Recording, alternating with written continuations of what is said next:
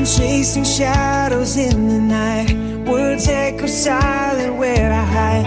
Every mirror shows a stranger's eyes, searching for the part of me that's mine. But the sky ignites a spark inside, burning down to wait. In the ashes of my fight, truth is born again. I won't rise up like a phoenix from the flame. Find my voice and call out your name. From the roots of what I used to be, I'll embrace the truth and set it free. Blinded by the weight of all my fears, I let them break me, shape my tears. Every scar's a testament to life. Now I rewrite the story in my mind. Yeah, feel the fire burning. I'm no longer turning away from the truth that's calling. I'm alive today. All I used to be, rise up free, flies wearing, set me free, rising high, Phoenix, watch me go.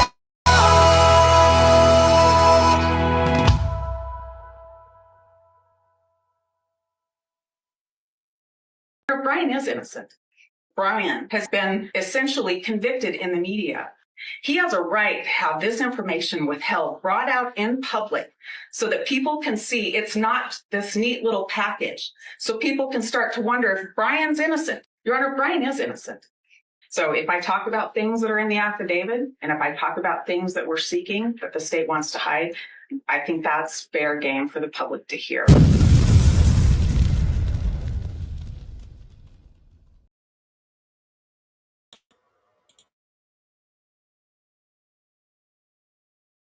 Ooh, what is the state trying to hide in the Idaho 4?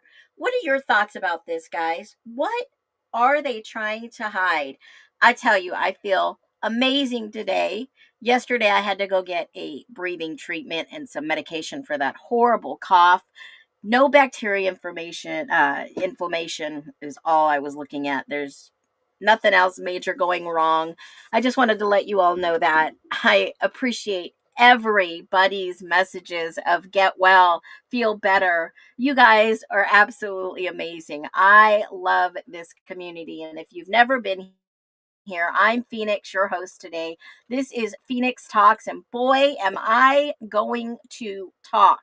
If you've never been here before, this is exactly where we rise above assumptions. We forget all those rumors, and there's a few on the street still today that are rampant, but we think here with open minds. So every question matters, every angle is welcome. If this is you, welcome freaking home to the nest. I'm so happy you're here. And if this is not you and you are just trolling and a scrolling, keep scrolling on. Yes, I hope everyone is staying well, staying warm, staying cozy. I hope y'all have, especially those back east, some warm coffee, warm soup, warm meals, warm homes, warm pajamas, slippers, whatever it's going to take for you guys to get warmed up out there. I sure hope that you are warm. Doesn't it warm you that there are people out there that are honestly, truthfully looking for true justice in this case? Because I'm going to tell you today, there has been a lot of Phoenix fireballs out there. Today has been a whopping heavy video day, and we are going to start right now with the holder of secrets. But before I get into that, we're going to watch a few interviews today. I'm speeding them up so they are shorter than you think. Some have been heavily redacted, and I believe these two individuals may be the holder of many secrets. And hopefully we'll get some more interviews to come, because this case is not gone. It is not cold. It is still warming and heating up, just like we all are in our cozy little houses, apartments, trailers, homes, whatever you're in. We don't discriminate here.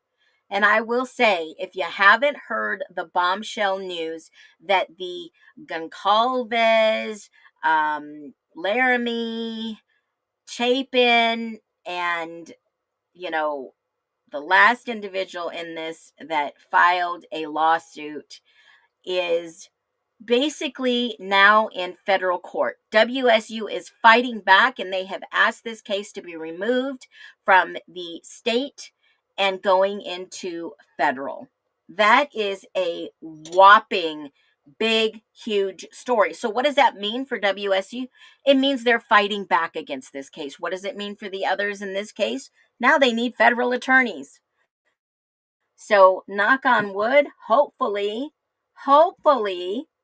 we are up and bound and going, and we are going to unlock and unravel the secrets of the Idaho 4. Now, yes, I heard something about Connor Chestnut Chew, and I want to make a statement about this.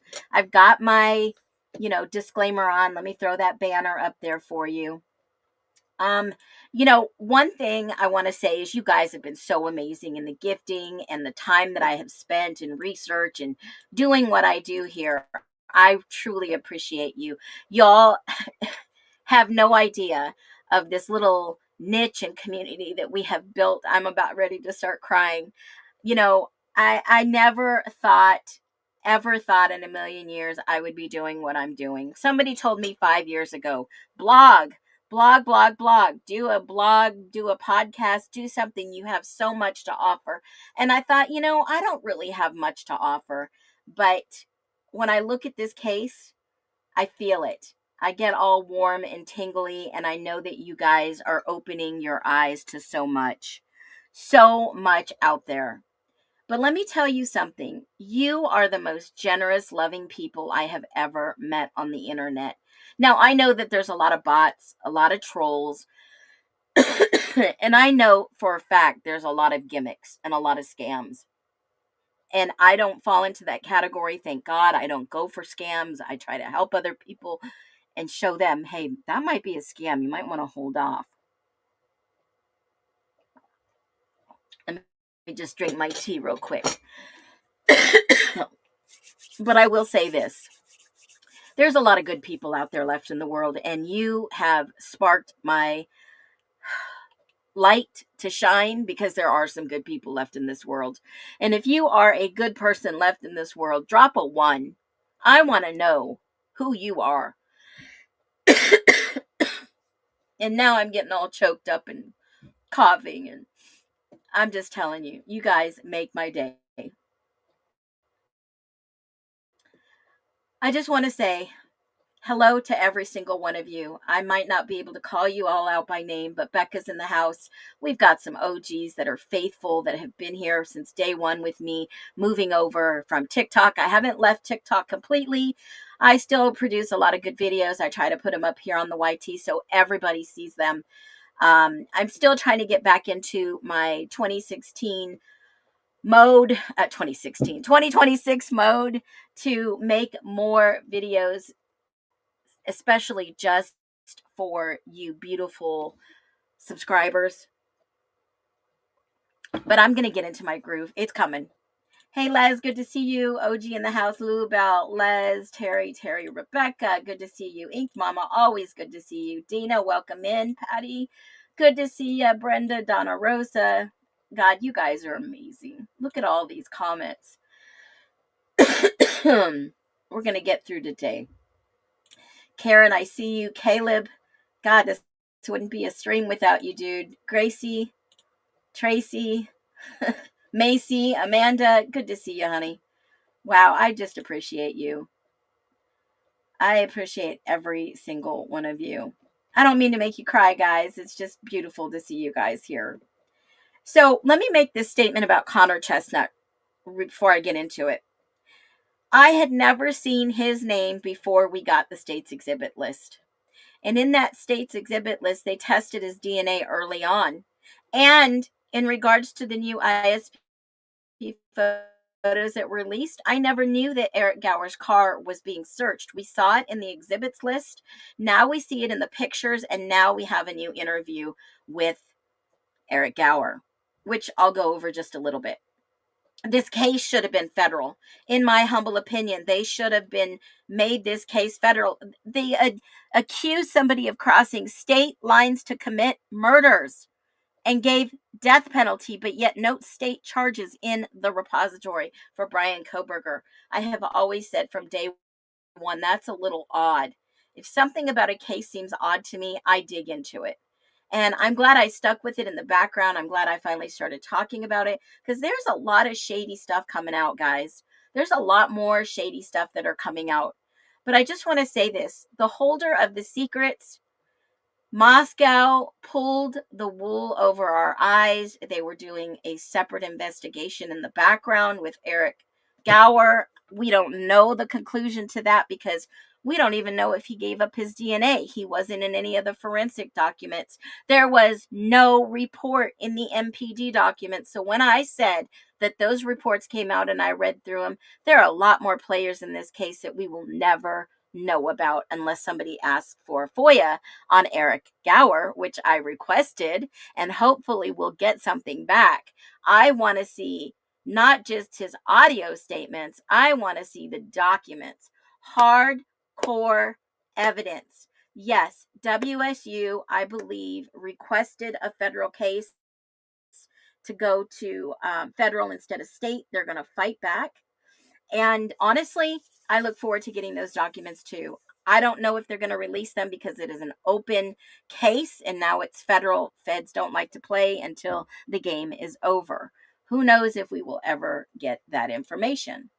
But I want to start with Adam Lauda. Guys, he was interviewed.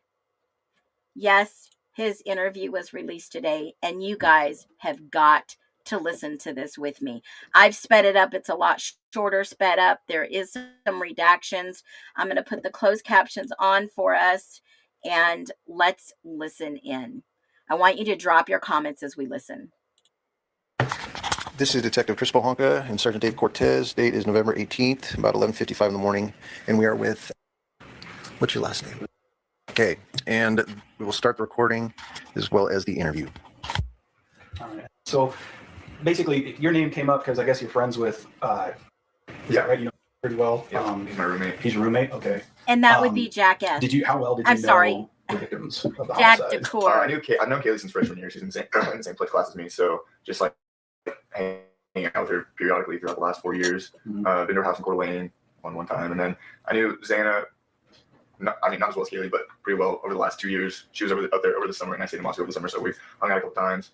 But I knew Maddie just because we were in the same place class. I didn't like hang out with her a whole lot, but yeah. Okay. And then from what we understand, Kaylee and were dating before? Yeah, so they've been dating since high school, and kind of on and off. I think they broke up like twice during that time frame. I'm pretty sure they broke up because she accepted a job in Dallas, so they were just kind of settling things before she left after semester. Okay. And that would be Jack How long DeCour did he's they talking break about. up? I think Oh. 2 months ago. All right. Yeah, I don't know for sure, but that's kind of the estimate. He says they Okay, broke up yeah. 2 months Right. ago. He's not sure. Try 3 weeks.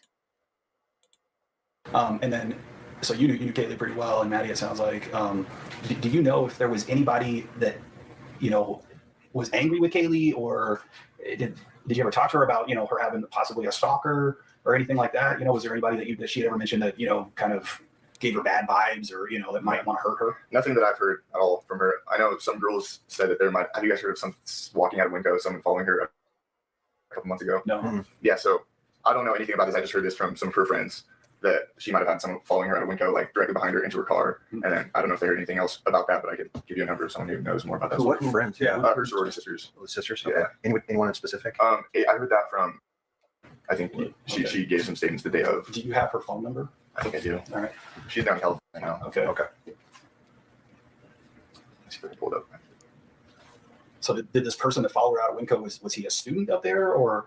I honestly don't know really any details about it. They just kind of told me that story. If you want to write that down. That's your phone number.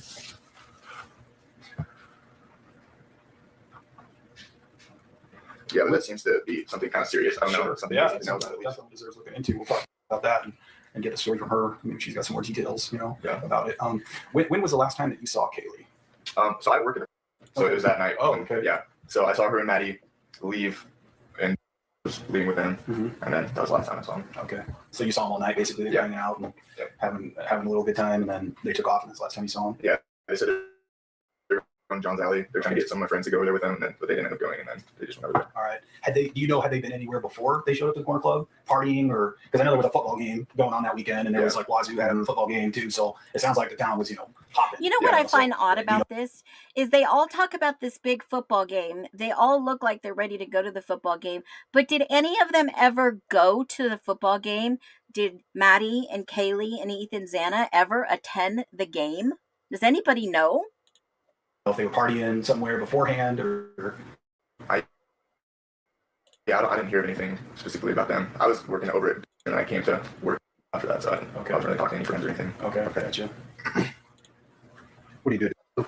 I work for Okay. Yeah. Oh, yeah. And then did you know, was it Zana? Is that how you say it? Mm-hmm. Zana? Did you know Zana and Ethan very well? I knew Xana just from like going to parties and stuff and just talking to her there, but I didn't really know her like on a personal basis really. We hung out a couple times over the summer. I went over there and barbecued and stuff. Just stayed up over the summer, but other than that, nothing. I didn't really know her that personally. And I knew Ethan just based on like fraternity stuff. Like I tried to recruit him. Adam said he just went over there and went to barbecues and stuff. Is he talking about the 1122? Because he would obviously have access and know the layout if he's been in that house at 1122. And mind you, Adam was with a different fraternity. Isn't that correct? I believe he was with Delta Tau Delta, wasn't he? Adam Lotta. Let me look. Hold on. Let me just make sure. Everything gets blurry after a while. I've got my book right here. And Adam Lotta. He was formerly friends with Kaylee. He'd known Kaylee longer. So was he with a different fraternity? Let me look. And I'm still trying to, I've got a picture I'm going to show you guys in a minute. I am still trying to figure out who these people are in a picture that somebody scratched out. So Adam says that he is associated with Beta Theta Pi. That's how he knew Kaylee. Got it. Okay. I just looked at his LinkedIn. He was with a totally different frat. So 1127, Adam lived with Jack Decor. Okay. Different frat. Totally different frat. Yes, Amanda. Totally different frat. Keep this in mind. This is wild. And that'd be my junior year, his freshman year. All right. Which frat was he in? Sigma Chi. Okay. Yeah. Do you know, had you heard anything? I'm sure you would have mentioned it, but I got to ask, had you heard anything of anybody wanting to target them or would have been mad at them or like a jealous person that might have wanted to harm? Anyone. Yeah, I mean, anything helps at this point. We've been trying to like figure that out since we heard the news. Like we really have no idea. They're all really nice people, so just nothing comes to mind. Okay. And you never heard them mention like somebody, poking around their place or, somebody watching their house or anything suspicious like that? Mm-hmm. Nothing like that. Okay. But what's his personality like? I mean, where I'm going is, do you think that he could have, gotten jealous because he was at the corner club that night and maybe saw her and, No. Does he strike you as somebody that might, want to harm her? No, he loved her. He thought he was gonna marry her. Like they had a great relationship. Even when they were not together, like he's one of like the calmest, like kind of people. Okay. That's just what I know of him. I mean, I've known him for the last 4 years. I've lived with him this last semester. So, Does he have? Is he like an outdoorsy guy at all, or? He's a sports guy, not super outdoorsy. But does he have any hunting equipment or camping gear up there? I don't think so. A knife? You ever seen him with a knife? No. Big knife? No, nothing like that. Okay. Is there anybody else that you think that we should talk to besides The short sisters? Yeah. I don't know. I gave the names and numbers of all my roommates to Agent Riggs. Okay. I don't think I've talked to everyone. No one really has any other information than kind of what I've said. So no name comes to mind right now. Okay. Well, is it okay if we have any other follow-up? Call you? Yeah. Okay, for sure. Yeah. Okay. Because I don't know if from this point on, if there's a need for us to come back. So, I mean, anything else could be over the phone. Yeah. If that's okay. Yeah, that sounds good. Should I just save that number? That's going to be for the sergeant. Yeah. Yeah. So You can hold on. So you can hold on to that. Anything that you hear or whatever, feel free to call me and pass that along. Are you planning on staying home then for just Thanksgiving break? You going back up? Yeah, I'll probably end up going back up just to finish up the semester after Thanksgiving break, but I'll be here until then. Okay. Perfect. Ever made any comments to you, or you heard him like say anything like, suspicious, like, Feels like they edited this, guys. Just anything. like, or how dare she, or anything like that. No, I've honestly never heard him say anything bad about her, so. Yeah, I know he obviously has to be a suspect, like the ex-boyfriend type shit, but like honestly, there's like nothing that I could ever see. Okay. Yeah. Okay. Well, that's pretty much what we had. Pretty simple. We're just out, shaking the bushes, basically seeing if there's anything that anybody heard or about the girls that, especially somebody that might have been trying to stalk her or showed a lot of interest in her. Or maybe she had her or some of the other girls might have scorned someone and they got pissed off. So that's kind of the direction that we're looking at right now. But again, we don't know at this point. Wasn't Jack S pretty pissed off that night when they ditched him? I mean, honestly, was he asked to follow the girls to make sure they got home safe, and then they ditched him and got in the private driver's car, Eric Gower, and then he was pissed off and had to go back? We don't know if it was just a random act or if, somebody targeted them. So anything at all that you think, even if you don't think it could be helpful, just feel free to shoot me a text or call me, like, hey, I heard this, or I want to talk to this person or whatever. Any sort of little detail that just pops in all of a sudden, just don't hesitate. Yeah, since you kind of, we're running in the same circle, sounds like with them and some of the friends, so. Yeah, we'll do it for sure. All right. You guys know. Okay, good deal. All right. Well, it is 12:05. We're going to stop. Okay, so they stopped the interview, yada, yada, yada. Now, Jack Decor was in Beta Theta Pi, and there were here's his resume. It's on, obviously, public information. It's out there. And he did put that he was in Beta Theta Pi. So both of them were in the same frat. But this is the house that ISP said there was presumptive blood in their kitchen and in their hallway. So we never got a conclusion of what blood that was. Isn't that just so random? I mean, hello? Nobody ever followed up on that. The forensics said that the answer would come in a different report. And I believe, yes, according to Adam Latta, in his own words, he is now in Sarasota, Florida, moved to Sarasota, Florida. And I just think it was kind of odd. He wanted to become a commercial pilot. And I think he's got some type of exercise-based nutrition or something. He's working as a customer service in Florida. Which, he was a bartender at a country club. And, I mean, I know that it's a tough economy out there, and I'm not saying anything bad. I'm just saying it just seems kind of odd that he's not really in his field of expertise and what he wanted to do. And if that's the case, I sure hope that he does get the job he desires. So, one thing I want to say is, yesterday, the oddest things happen for a reason. So while we're talking about this interview with Adam, why did the detectives never ask what Kaylee asked Maddie? What did you say to Adam? Why did they never ask about that? The audio that we saw early on in the IDAHO4 case that said basically, "Ooh, they're going to get you." Was that real, truthful, evidentiary video that was released to the public, or was that some video of them walking on the street in the surveillance camera with no audio? Because that audio was kind of a little sus to me. It seemed like somebody dubbed that audio for that video. And maybe Adam really didn't tell Maddie anything. I mean, they don't want to know the answer. That's probably true too. There could be a couple of different answers. But I think I'm going to hold back. The police never released that audio. And I'm wondering if that closed caption video, of them walking on the street. Let me see if I can find it. IDAHO4, Maddie and Kaylee. Surveillance footage. Oh, you know where I have it. I have it bookmarked. Hold on. I know where to get that. And so wouldn't they ask, well, what did Maddie tell Adam? Right? I mean, that would be the first thing that I would ask. There's a video going around saying that maybe,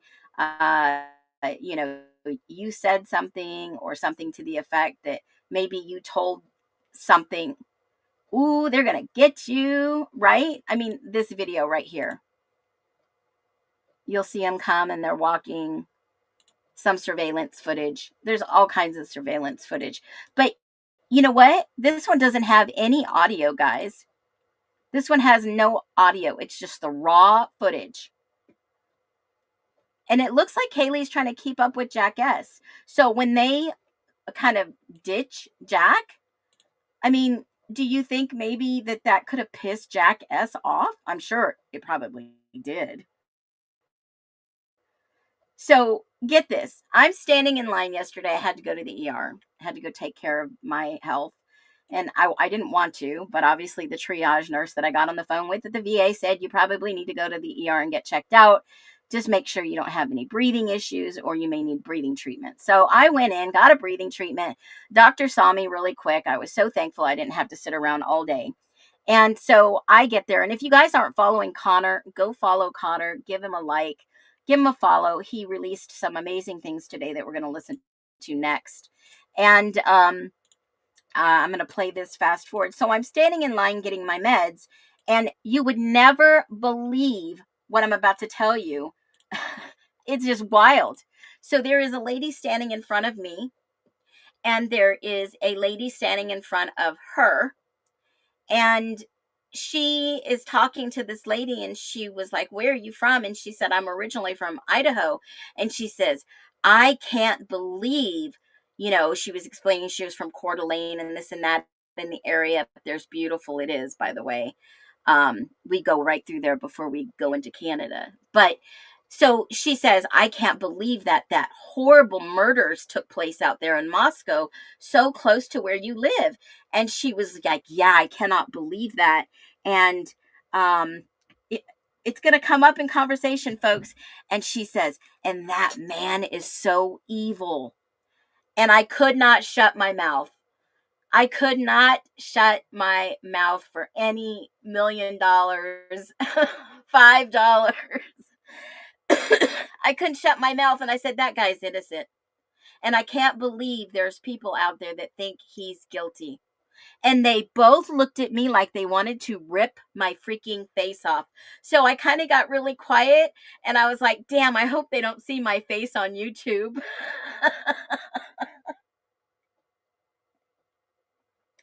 I was like, I sure hope they don't find me on social media. And I told him, you guys should really read the court documents. There are perpetrators out on the road that I believe alleged that they are still out there in the community, in the public, and this case is a cold case. And they were just looking at me like deer in headlights, like they were going to rip my face off. And I was like, so I was so thankful that 2 open lanes popped up so they can get their meds and be on their happy way. And I was just waiting there quietly. It was wild, folks. And these were older ladies, like maybe in their 72-ish era, their golden years, the golden girls. And I believe those are the girls that sit down in front of the news and in front of, alternative news media, and they watch these things. And since there was no court, we never got to see anything on court TV. So I really do think that people need to be educated, and people like me, I'm not getting paid to do this. I'm getting paid because I show up. Who knows what's going to happen to Phoenix when this whole thing goes bust wide open in WSU and federal court. Are we ever going to really know? Probably not. They're probably going to cover it all up. In my humble opinion, of course. But Eric Gower's interview was released this morning by Connor on a special premiere. There is a lot of redaction. This is 1 hour and 41 minutes, guys. And I'm going to say it in the elephant in the room. We did not know that they held Eric Gower's car on the 18th. They sat him down, did 1 hour and 40 something minute interview. We were never told from the public side of this, because whatever happened to this, we have no conclusive results. His name is not in any system. He's never been charged with anything. And whoever's out there asking me, well, didn't Molly get arrested in 2023 for involuntary manslaughter? No, there's nothing in her record that states that she was arrested or charged or even interrogated. Guys, this is what makes us different from the rest. We're not here to spread rumors. We are here to sift through facts and evidence, and that's what I'm doing. And if I get paid because you watch a video of mine, or you watch a live of mine, or you give a donation to me or my mods or whatever, I'm okay with that. Because you know what? In 6 months, I was able to deliver on a promise. I promised that we would take my granddaughter to Disneyland, and we did. Okay? I wouldn't have been able to do that without you guys.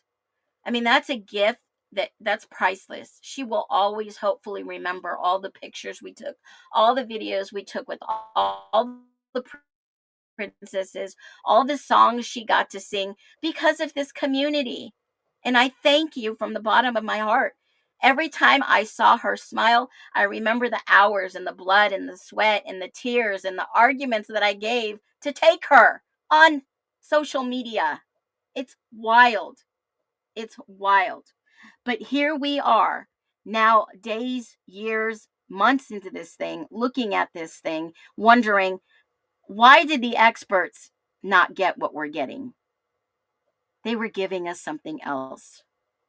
Eric Gower, was he ever charged? No, he was sure interrogated. His car was surely looked through. We didn't see any forensics documents. We didn't see his initials in any of the MPD statements, not the ISP. So those are the documents that I told you in the beginning of this. There are thousands more documents that we may never see. Okay? So let's listen to this. It's heavily redacted. I'm going to try to fast forward as much as I can. I'm going to play it on 1.5 speed. I've got the closed captions on, so let's see what we can listen to what he says. I've only heard a part of this, and I'm going to talk about it.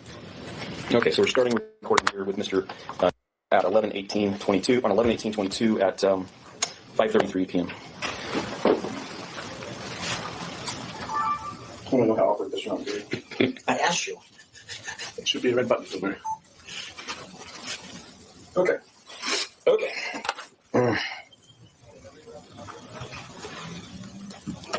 Okay, Idaho State Police elimination interview statement. Purpose. The purpose of the elimination interview is to remove a subject from being considered a person of interest in a criminal investigation. This is accomplished through several means. Primarily, a person is eliminated due to providing a confirmable alibi. Secondarily, a person is eliminated through their cooperation with investigators. Now, you all, this is a real interrogation. This is exactly the statement that they give at the beginning of an interrogation, if you haven't realized this. A person of interest. A person of interest is a subject that is considered, or a subject that is considered a person of interest is based on their relationship to a victim and or their proximity in time and space to the occurrence of a crime. The reason for the elimination interview is also important in that it prevents the waste of time and resources by law enforcement. If we are investigating innocent persons, we are wasting time. What we are asking you for, in addition to answering questions in a detailed, truthful, and sometimes lengthy manner, your cooperation with an elimination interview may also include submitting your electronic devices for forensic examination, as well as allowing consent to search of your vehicle and or residence. A DNA sample may also be requested. These requests may seem intrusive. They are, and we apologize for having to ask for this level of cooperation. However, in serious criminal cases where the identities of the perpetrator or perpetrators may not be known, it is necessary to our success in bringing justice and closure in these cases. Your consent. You must understand that you are not required to consent to participating in this elimination interview. You are here of your own free will and because of your desire to assist law enforcement in solving this crime. You, of course, may choose to terminate your consent and end this process at any time and leave. You got all that? Yep. Okay. Are you willing to cooperate and provide that sort of cooperation with us today? Yes. Okay. First things first, I've got somebody across the hall that can download your phone. Is that, are you okay with that? Yep. Okay. We have another form. They seriously get right down to the nitty gritty. He had no idea that they were going to ask that right up front. Hey, I need you to come in. We've got, some questions to ask you. Bam. They give him the statement. They grab his phone. Well, they let everybody else just hold on to their phones. What was up with that?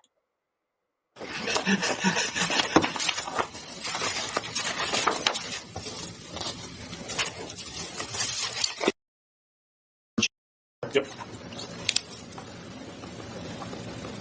Was the person across the hall Moscow PD? No, State? it's Okay. FBI. Oh,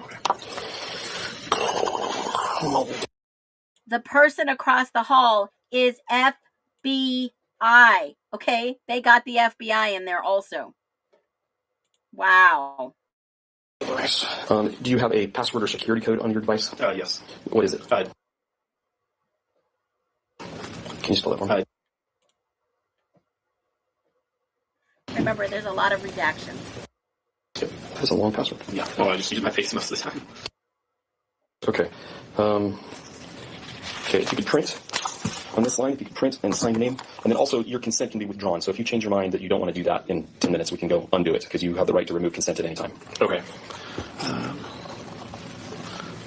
then sign next to it. Yes, please. So 11:18. 5:37 p.m. Yeah, I just. I'm going to sign as a witness. I will. Okay. If I can have your phone, I'll give it to them.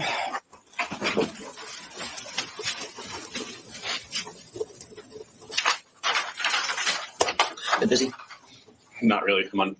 Oh, okay. Okay, well, congratulations. Thanks. That's A been lot of effort. learning curve for sure. Oh, A lot of sleepless nights. oh gosh, that's what they say. Everybody can't. No sleep at all. Yes. There's a lot of chitter chatter banter. Oh gosh. Okay, next, DNA. Are you willing to give us a sample of your DNA? Yep. Okay. Could you label the outside of that? Gloves. Gloves.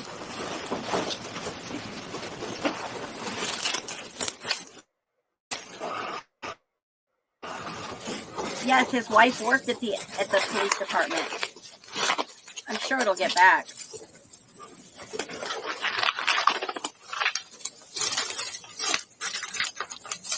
Two different ones. They just pop the top off.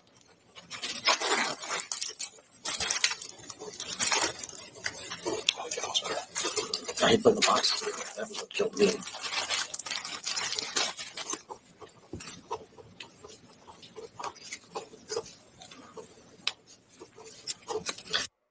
Where's that? What you said? Okay, Correct. sorry. No worries. The long days. No, I get it. And your date of birth? 19. So I'm going to take both of these and hold them like this side by side. And I'm going to rub the inside of one of your cheeks. And They're the inside of the grabbing other his one. DNA real Just takes a few quick. seconds. Good. Yeah, Caleb, I would say that they are kind of chummy with him too. Because they got to get that outsider. I'm going to let go of it. That's for sure. Yeah, oh my gosh. When she stuck that thing in my nose, I grabbed her hand. It hurt.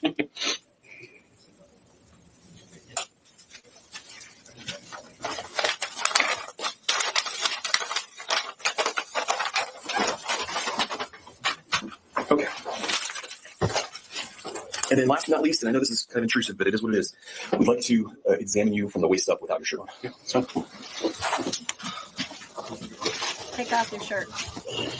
What about lower body injuries? Okay, if I take a picture? Yep. Can you raise your arms up above your head? And then from behind? Excellent, that's it.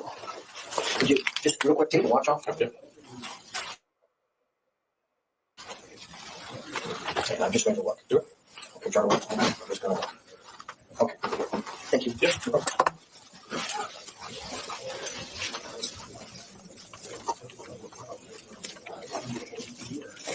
Okay, so let's start. Let's do a background real quick. We'll do it like, I call them bios. A little bit about your history. Where are you from? Basically, you live here in Idaho. You live here in Moscow. Is that correct? Yeah. Okay. And were you born here? No, I was born in. Okay. And then moved out here. Okay. And Redacted. all that. Redacted. Came. What were you studying in school? Oh, excuse me. Studying college girls. No, I'm just kidding. Oh my God, I gotta stop. And this is heavily redacted, y'all. You were fooled. What were you fooled about, Caleb? This is all redacted. I've not stopped it.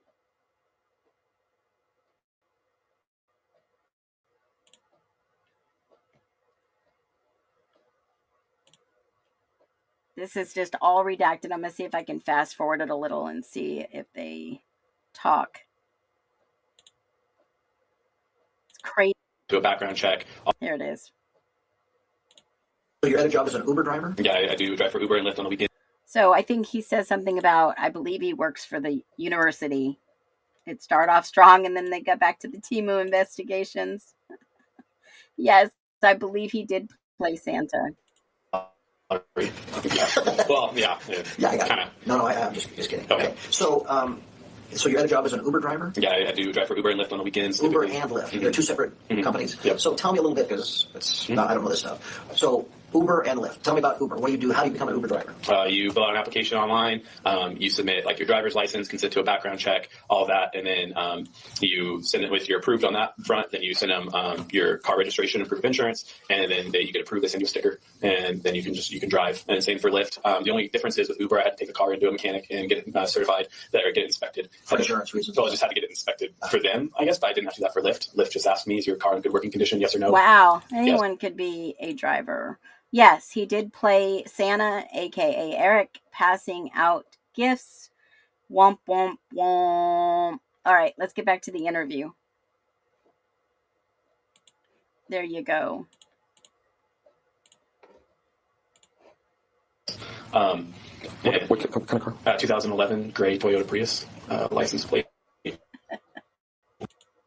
What did he do bad? And so through Uber, that's the vehicle you use for Uber. You can't have another car and use that. You can if you sign them both up. They both have to go through proof of registration in your name, proof of insurance in your name, and the inspection on Uber's side or whatever. I used to do it with my pickup as well. It's lapsed. You have to be within 15 years of the current date. So my pickup is 2006, so it lapsed a while ago, and it's also diesel, so not super fuel efficient. So yeah, I've been driving. I started driving the Prius in I bought it in 2019, October 2019, and I was Ubering and I think Lyfting. Both started in 2019, and then I think I switched to pretty much only the Prius in January of 2020. And so how do you advertise? Do they advertise for you? You advertise. They don't do anything. You just pay them to have the name. Yeah, basically access to the platform, and then people here that can get on the platform and get connected. They just request a ride, and then I get a ride request, and I hit accept. Yeah, I'll come get you. Okay. And then you don't see who you're picking up till you get there. You don't see where they're going until they get in the car, and you slide it to like start the ride. And yeah, the university partnered with Uber last year. So I drive for Uber, I drive for Lyft, and my side gig is picking up college girls without letting anyone else know. This year, they'll say they give you the sticker that I put on the windshield. Doesn't show up super well though. So like I bought like an Amazon little light thing that just goes in there. It says Uber Lyft. It just lights up to kind of be more seen or whatever. But yeah, they don't do any real advertising. Most nights I'm the only driver in town. So it's not like a taxi cab. Guys standing on the corner waving at you, right? Correct. Yeah. You have to go through the app. Okay. How come you're the only driver in town? I think that would be that's what the university keeps saying too with their partnerships. Like last year, they offered everyone 2 free rides a day, and at that time it was even a Pullman. You get paid the same as a driver, and they thought students were going to line up. They did a big push on the campus with students to use Uber, drive for Uber, everything. We got a couple more last year. It's pretty much me and a young, and I'm a person. It's like March. There's a few randoms every once in a while, and then this year there's been every once in a great while, but not really consistent. Do they lose like interest? You don't know why. Maybe because there's creepy people driving around. I know she was in like a or something like that, and was kind of concerned when gas prices started going up, and then she had a big problem with like, oh, these kids aren't tipping. And I'm like, I don't know what you're talking about. I get tipped on every ride, so I think that's a you problem. But like she got light up tip box and everything, and yeah. And then some of the kids were telling me she was having surgery. Some told me her car broke down, and I haven't reached out to her. So it's customer base. If you have repeats, yeah, you repeat. People get. All right. So you give them your phone number if they ask. Yeah, okay. I don't like. Hey, okay, he's about to say, "Hey, you want my number?" But I want to address this comment because this is spot on. It's about liability. Beautifully Broken Woman says this bit is huge. Partnered with university. Imagine if Killer was a driver approved by the U of I and danger for students. Well, we saw in the evidence photos yesterday, on the evidence photo dump 2, that his car was there. They were investigating his car, and inside the car were some papers with students' informations on there. That is freaking scary. He would know where these people live. I mean, I think that is just creepy. Does it make him a killer? No, but it's freaking creepy. I don't do the business cards or anything like that. Some of them, they ask if they can get my number, especially going to Pullman. It's considered a separate region, so I can't do pickups through the apps in Pullman. So if I take people over there, they're like, hey, how do we get back? Like, well, they have their own drivers. I don't know if they work, when they're working, whatever. And so a lot of times through that, people are like, well, can I just get your number and give you a text or give you a call if I can't get a ride back? I'm like, yeah, that's fine. Like, I don't want to leave anyone stranded. And yeah. Is that kosher with Uber, or does that violate Uber's policies? That is not kosher with Uber. Yeah. Once the ride's over, you're not supposed to have contact with the passenger again. Even just trying to get the names for the people I Ubered at like 3 a.m. or lifted at like 3 a.m. from King Street. They're like, nope, we don't release passenger information. The law enforcement will have to contact us and do a formal subpoena and all that. Even though I get their first name as part of the ride, but that's it. But then being the only driver. So you tried to call Uber and try to provide that information to law enforcement. Mm-hmm. I tried to, because Blake had asked me did you drop anyone off there after that time or whatever? And I was like, I don't think so. Trying to go through my rides. I didn't have any drop-offs, but I did have a pickup at 1119 King Street, so around the corner, taking I think a guy and a gal or a guy and two gals, I can't remember, from there to campus at 3:06, I think is when the ride request came in. And so through that, I was trying to just find a first name, and I messaged them, and then they sent me some specialized team. Once I told them this is for this investigation and everything, and they're like, oh, they're gonna have to contact us. Okay, well, how do they do that? What's a good contact for? This chat has ended. Send a message if you want to continue chatting. Copy and paste it again. Same messages, never anything. And that was Lyft? Yeah. Okay. Where are they headquartered out? Do you know where? California. Both of them are California companies. Well, since you hit it, let's. Are you? The cop, since you hit it, let's talk about it. Now, here's my question. My only one question for Eric Gower. Eric, did you go to Taco Bell that night? And did you personally deliver Taco Bell to 1122? That would be my question, right? Because Dylan asked him if he was still out driving because she was hungry. I would love to see the text messages between him and Dylan. Drop a 1 if you agree. At that point. Well, let's talk about your personal life, your family life. See,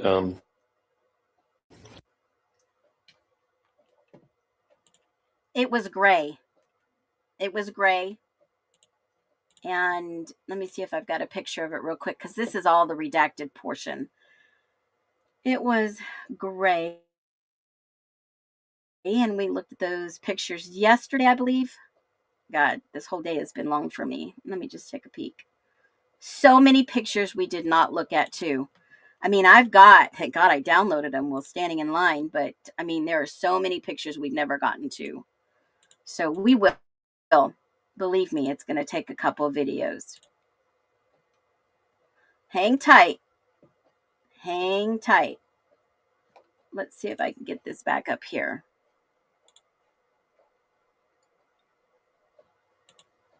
Hold on, folks. I'm trying to get this one back up here. Trying to refresh this one. Get this one back up here. Come on.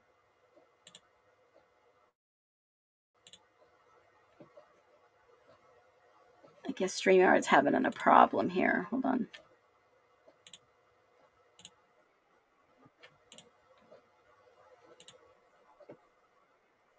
Oh, 3 years, I think. So they asked him where he lives. Apartment, house? House. I think we moved in, or, no.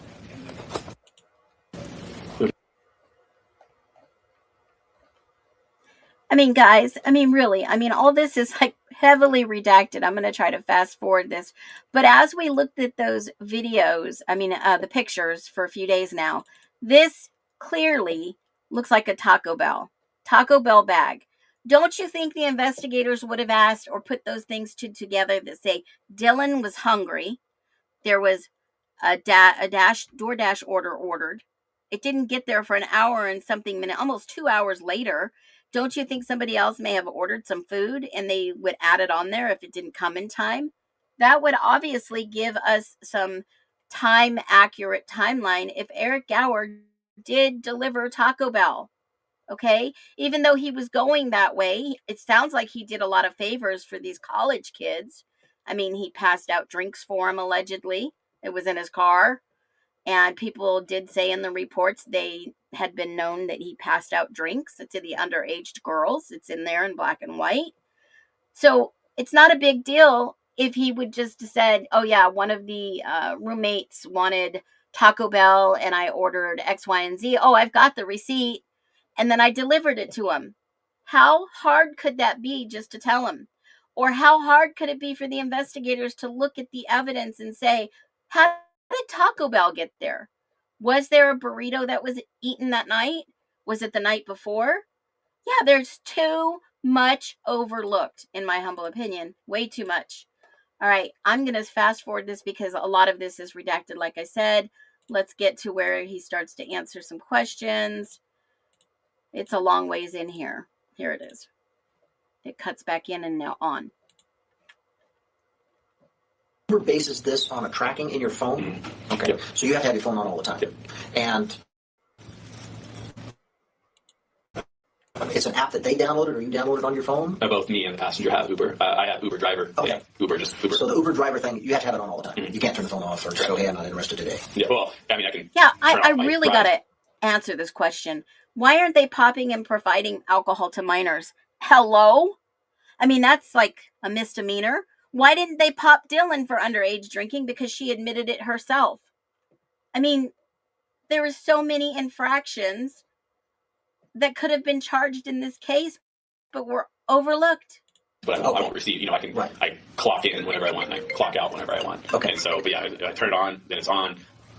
As far as I know, it's tracking me even if I'm not on a ride because it tracks your time, kind of like truck drivers. You can only be on for so long. But like whenever I get a ride on Lyft, I shut off Uber until I'm free again, and then I turn both back on. Whenever I get a ride on one, I shut the other off until I'm free again. I got you. Okay.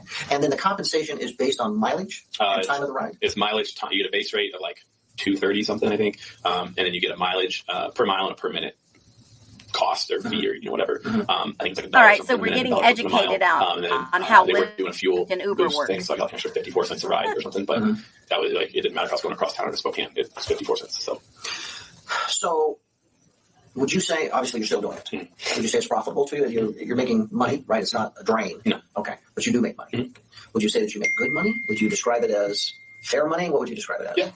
For a side gig, I mean, the only real profitable nights to do it are Thursday, Friday, and Saturday nights because that's when everyone's going out and about. Yeah, for a side gig, it's pretty good money. Like I think last weekend I made, had it up. I think it was like.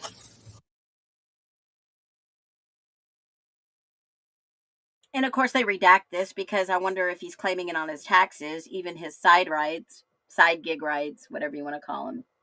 So they redact all this. Take out food. You do that too? No, I don't do food. I started off on DoorDash, and now it was before COVID, so it wasn't super profitable. I'd do like 6 hours for like $50, and so I just kind of got burned on it. I thought about kicking it back on a little bit here and there, but I don't like doing food. You gotta go. Yeah, he's saying he doesn't like to do the food. So that's what made me think, why did he specify? Because the cop just entered in, well, do you do the Go to food? the restaurant, get it. You got to take it. Your car smells weird. You got to go find whatever random hole in the wall apartment they live in, and you give it to them or take a picture of it outside their door. And there's a lot more Hole in effort the versus wall? like people. They find me, they put themselves in the car. They usually don't smell bad, and then I take them wherever. If the address is wrong or the pin's wrong, they can direct me. They get out. They take themselves wherever. I just drive away. I bet you get some super drunk people get in the car, especially this college town kind of thing. I've had a lot of very drunk people, and they usually end up puking in the car. Well, that's not good. No.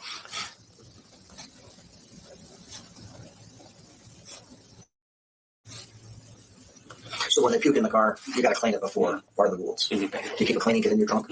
I have like a bottle of Lysol, spray foam stuff, like some wipes. Usually I'll go hit the car wash or something, and the one here's kind of ghetto, but if I have like Coeur d'Alene or something, they have some nicer ones that have like a foam brush thing. If I start carrying puke bags, that has kind of curbed that at least a little bit. And if they make it in that, they don't get it in that. Like if I have to touch it, then I charge them for it. If it's on the outside, just tip me the $10 and I'll go up to the car wash. Like if I don't have to touch it, I don't $10. care. But if it's in the inside, then I charge them. Yeah. So how's it work if they're one of them that has your number and they call you? Then do you still go through Uber and Lyft, or you just do it off the books? Just off the books. And they pay you just cash? Cash or Venmo.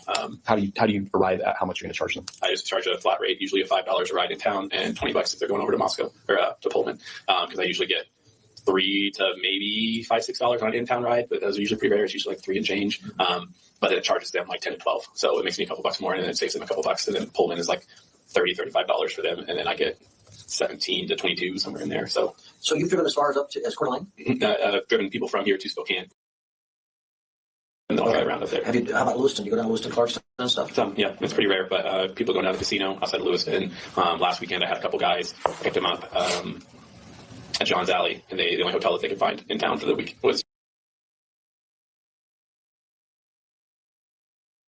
charges them like 10 to 12. So it makes me a couple bucks more, and then it saves them a couple bucks. And then Pullman is like $30-$35 for them, and then I get 17 to 22 somewhere in there. So you've driven as far as up to as Coeur d'Alene?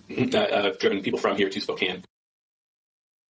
And then I'll drive around up there. How about Lewiston? You go down to Lewiston, Clarkston and stuff? Yeah, it's pretty rare, but people going down to the casino outside of Lewiston. Last weekend I had a couple guys picked them up at John's Alley, and the only hotel that they could find in town for the week was in Clarkston at the Holiday Inn there by Costco.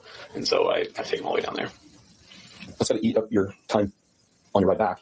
It does. It gets me about $60 though. So in the grand scheme, like a Pullman ride puts me out for 45 minutes or so by the time I pick them up, get over there, drop them off, get back over, and it's only $20. So going down there, it's about double that, but about triple the money. So it's,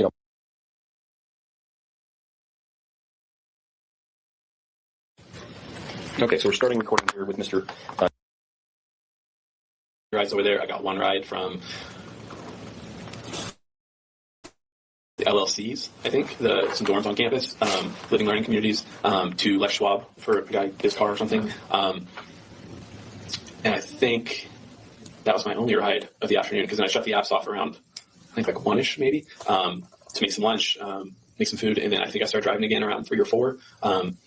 And then if I remember right, it was pretty. There's no way that this story jives. There's no way this story jives. He said he got off at 1, right? 1 a.m. And I think, Caleb, you've listened to this.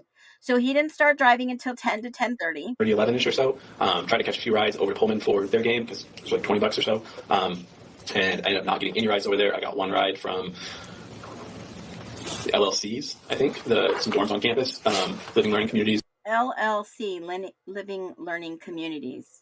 It's also the name that you file when you have businesses.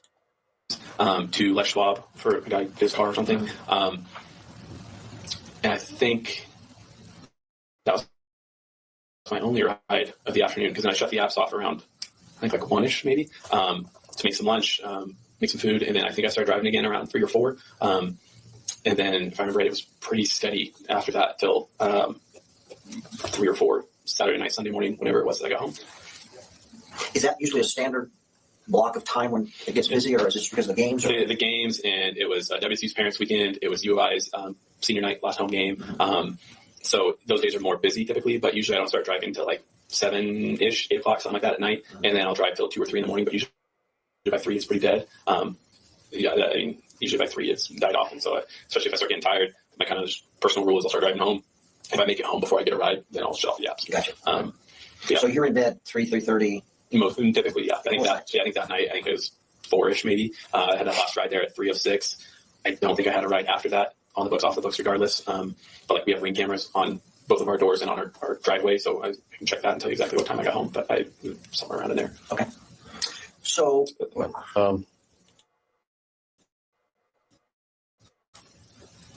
So you think that you got home on Sunday around 3, between 3 and 4? Between 3 and 4, I would say probably closer to 3:34 or something like that, because I had that ride at 3:06, and it was just a campus. But as far as I remember, I just went home after that one, and then I didn't get another ride.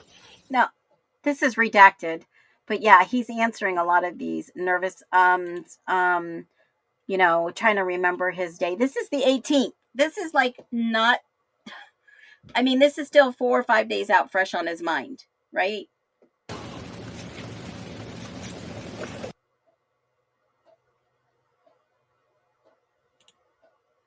At his house, yes. So they would know exactly what time he got home. Ish. So, but on this night, she wasn't there because she was with her parents. Mm-hmm. So your alibi is going to be supported with your Ring camera footage. Is that right? Yep. Okay. Okay. So I guess what we'll ask you to do is to log in. Right here. Do you pay the fee so it keeps the footage? Yeah. We pay. It keeps the footage. I think I'm pretty sure we pay a fee for it. But yeah, I can go back in time and see all my history or whatever. Okay. So if you would. I don't know my login off the top of my head. Of course not. I can figure it out when I get back. But. No, if you would, can you just kind of draw a sketch of your house and the streets, and then where you park, and then where the camera is or cameras that you have, and what they show? Yeah. Let's see.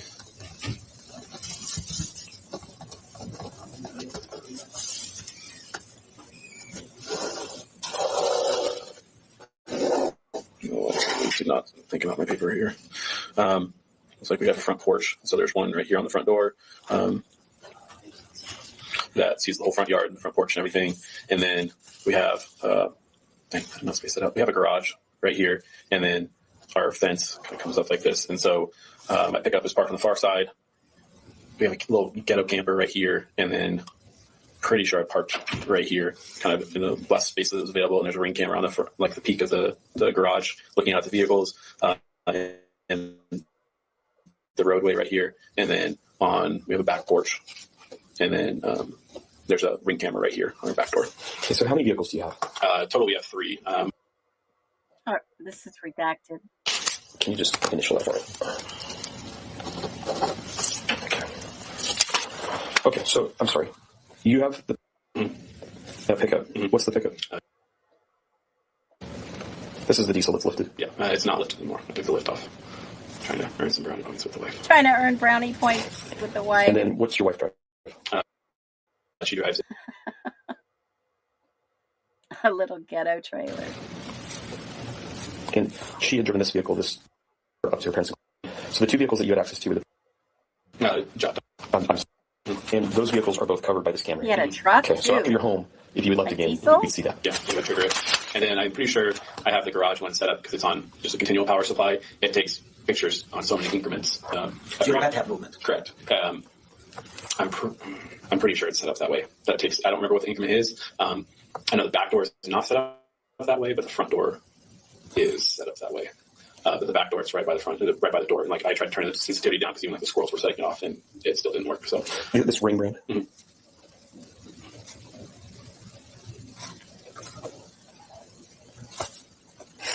Okay. So you can provide us with a recording of this. Is that correct? You know how to do that? yeah, you can export videos. Okay. I don't know if I can export like the interval pictures. I've never tried. But yeah, it's all attached to the account. Okay.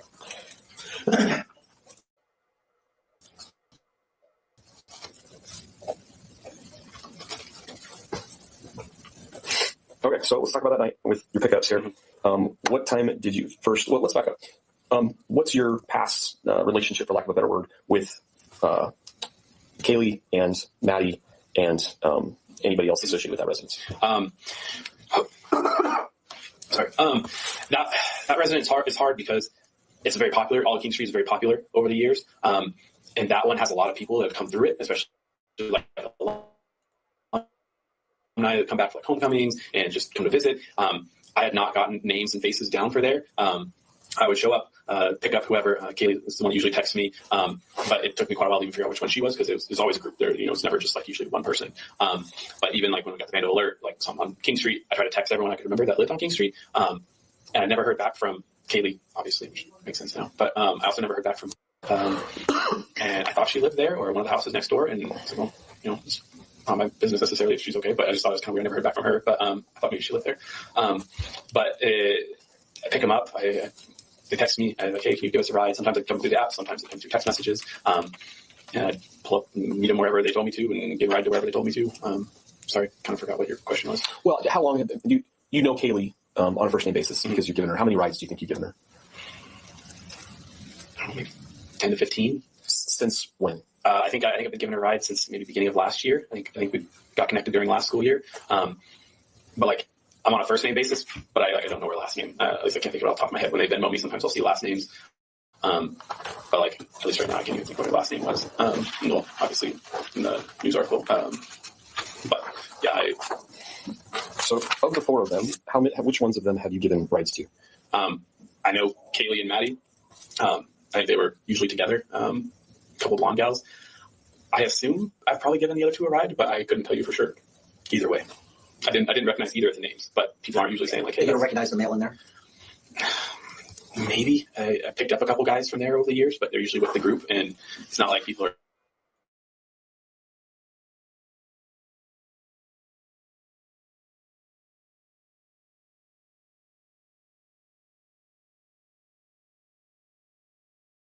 It looks like he's like 30. Maybe. I don't know. All right. At least, especially when the names came out, especially Xana, was that? I didn't recognize that one at all.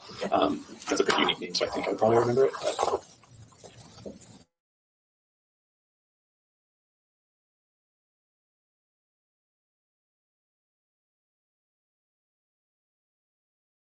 Is it a place where you're familiar with? Is there other houses in there that you go to and kind of the same thing, other people? Mm-hmm. There's they call it King Cabin, but it's kind of the cabin-y looking house at the top of King Street. There's two houses that are connected on kind of the right side, and this one's kind of on the left side. Those are probably like my most regular customers. This house right up here. This is King Cabin. Yeah, so King Street. Yeah. So the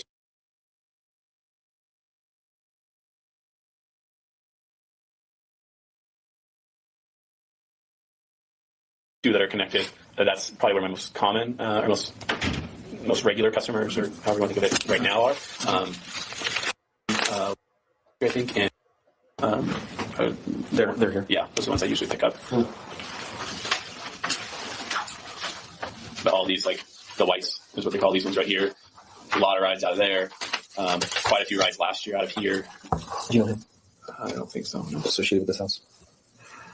There was a guy that got out here one night when I was Ubering Zoe, but I don't think she had facial hair. Zoe. Oh yeah, I know Zoe. I just know that that's Beta Theta Pi, 1-1, mostly on 1-8. this side, and then I think maybe Sigma Nu on this side. Okay. Uber guy that was a Sigma Nu the other day because he's cousins with a friend of mine. Do you know what his name is? I want to say I started with, but I don't remember. He's cousins with who I went to high school with and was in with and everything. He's Okay. And so you called these apartments? Yeah, because your Eric Gower was in a frat. Campus calls them the Whites. Just the Whites. They're two giant white apartments, and so I get a lot of rides out of here. Did you pick up Kaylee out of here last year?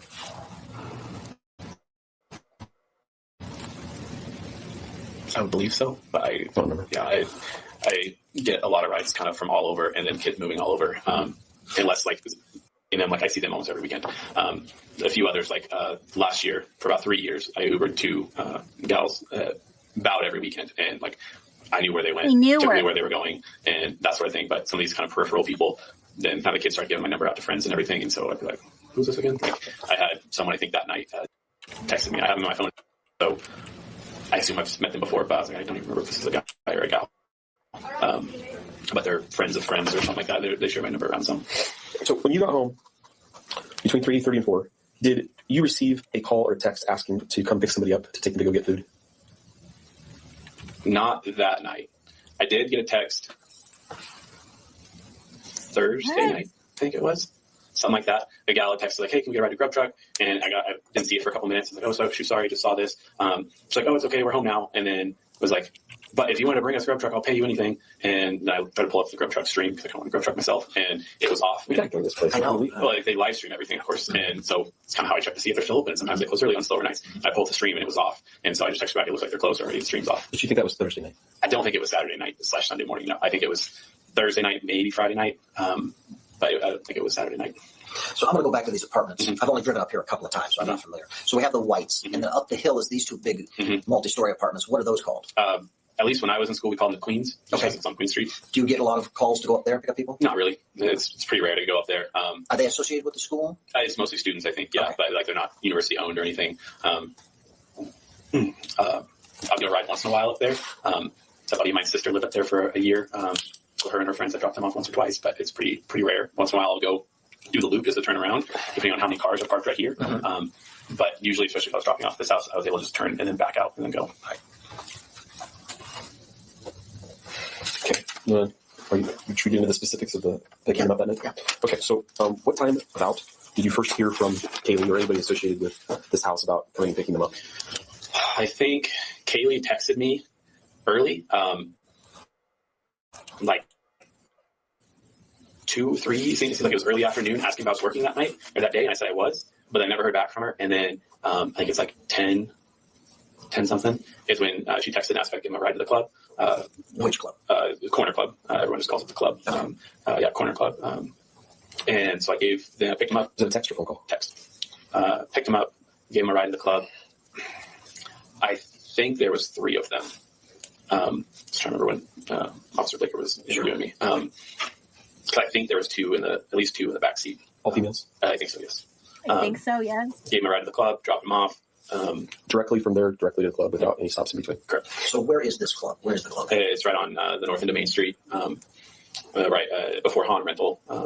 It's on like the one-way part of 95 before it merges at the next light to then have traffic going both ways. Would you describe this area that we're talking about as the business district? Is it entertainment district? I would describe it as Main Street. Okay.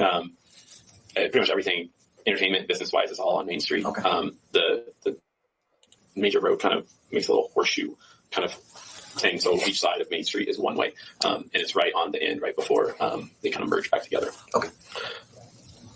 How many times, if at all, how many times before had you taken Kaylee and Maddie or either one of them from their house to the corner club? Probably several. That's usually where everyone's going is the corner club. Occasionally I'll have rides to other places, but most people are going to the corner club. I mean, I think all of this in general is why I've gotten Kaylee and Maddie's names drilled down so hard. But before this, I think really they get in and I just knew it was a group. I'm like, hey, how's it going? I keep it pretty impersonal, or, ask them like, yeah, how was the night? How was downtown? Head to the club, right? Whatever. But Have you ever had a conversation with one or both or any of them, or overheard a conversation where they were, talking about something that was upsetting to them, their relationship or something that made them upset? I don't think so. Blaker asked me the same kind of thing, like if they had said anything about that night or in general. I don't think so. I've definitely had some people like just bawling their eyes out in the seat next to me about their shitty friends or shitty significant other or whatever. But I don't, like, everything seems normal. Like, I think if anything, like whenever anyone gets in the car, I'm like, hey, how's it going? And how's the day? How's the night? Whatever. Usually everyone says, oh, good, oh, great, whatever. You're being personal. Yeah, but I try to keep it, I don't, being the only Uber and Lyft driver, I do my very best to try not to be a creep, because if anyone... And just so you know, this is all public information.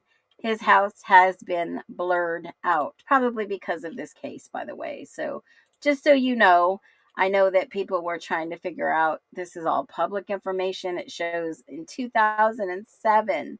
So they have blurred out his own house. Just so we know, we get a kind of a grounding here when he says these things. When I get to that vibe, I'm going to quickly be out of a job. So try my best to keep it as professional or whatever as I can. But then, yeah, it's, how's the night going? Oh, good. Occasionally I've had someone say, oh, it's awful. But those are pretty rare. And so I usually remember those. Like, time this guy said, oh, it's shitty. And I was taking her to the ER. So, yeah, probably shitty. But it stood out. Everything seemed normal. They were going to the club. Could you tell if they'd been drinking before they left to go to the club? I would assume so. But most of the people I see are already a few in. So it's rare for me to see anyone sober to know for sure, like, oh, that's them sober versus, oh, this is them drunk. But they weren't like, slurring their words or falling down or anything like that. Well, you bring up a really good point. So I just looked at his Instagram. His picture is still of himself and his wife, and it looks like a kid. And I think it's very interesting and very telling. I haven't followed up to whatever happened to him, if he's still working at the U of I, nothing of that nature. But his resume is online, and I just took a look at it. And, obviously it says the University of Idaho, a BS in recreation, minor in planning management. He graduated, I believe, in 2017. He works with exploration program in Moscow, Washington, D.C., and New York. And he also was a member of the fraternity. He was vice president and a couple of other things. He knows CPR, first aid, National Honor Society. And so, yeah, I mean, he's in the hot seat right now while we watch the interview. It's almost over. The three girls. Do you remember what the conversation was on the way to the club that they were talking about? I don't. I don't remember it being anything crazy. I think asked them how the week had been. If they went to the game.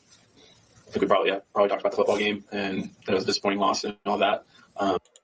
See, and this is my point where I asked, did they even go to the game?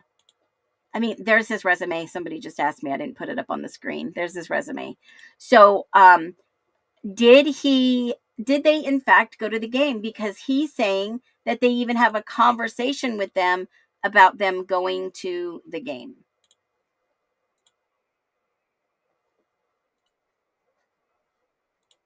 What are your thoughts? Do you think they went to the game? So let's go back to this. How the week had been. If they went to the game. I think we probably talked about the football game and that was a disappointing loss and all that.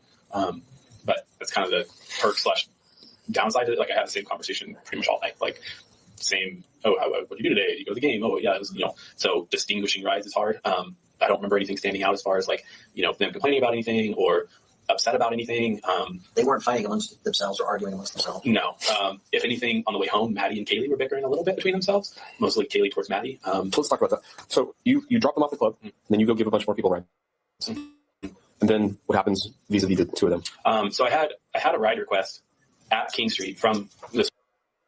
I think that was the address. That's where the pickup pin was, at least. And it said Kaylee on it. That's what I was looking for, and it was spelled the same way. But then it got canceled. Wow. The rider canceled it. And so right as I started to pull away, then I got a text from Kaylee asking if I could come get her and a friend from Grub Truck. And so got down there, and it was Maddie. They, At what time was that? They texted me at 1:45, I believe. Got down there, I pulled in front of Grub Truck, and so I texted her like where I parked at, and you can probably see me, but again, everyone's drunk, so it's really hard to find the only car that's down there running. And so I parked in front of Grub Truck, so they got their mac and cheese, and they came up to the car from the back. Kaylee got in the front seat, Maddie got in the back, and they were splitting a mac and cheese, a carbonara mac, and kind of asked me how the night was. I don't remember him saying like awful or so-and-so or whatever. She said it was fine. And then she was on her phone. Kaylee was on her phone and pretty enthralled in that. And so I was driving, had the radio on, and then she's like, "Hey, don't eat all the mac and cheese," to Kaylee. Or Kaylee said that to Maddie, Maddie was sitting in the back seat. And she's like, "What?" And she's like, "Don't eat all the mac and cheese. We're going to split that." And she's like, "I'm not." She's like, "I can hear your dirty little fingers in there eating it." She was eating the mac and cheese with her hands. And then like kind of bickered a little bit about that, but it wasn't anything even like remotely alarming. It was a couple drunk people arguing over mac and cheese. But then dropped them off. I pulled in the driveway. They got out. You drove directly from Grub Truck to here. Yep. Didn't stop anywhere else. I took Main Street south to 6th Street, I think. I turned right on 6th, and then at the next intersection there by Jimmy John's, turned left on Troy Highway, whatever that is. And then I think I took that all the way to Taylor by the A&W gas station, and then turned right on Taylor, and then drove right straight down here. Pulled in their driveway. It's easier to turn around that way. They got out. You came here, did this, drove here. Turned in right here, yeah, into their driveway. But this is this way. Yeah. Maddie was definitely more intoxicated, I felt like, than Kaylee. Kaylee quieter, but Maddie was stumbling pretty hard. And so I just kind of, everywhere as I'm backing out, kind of take my time, make sure they make it in okay. And so I backed out, and they both went inside, and everything seemed fine. And you saw them go inside?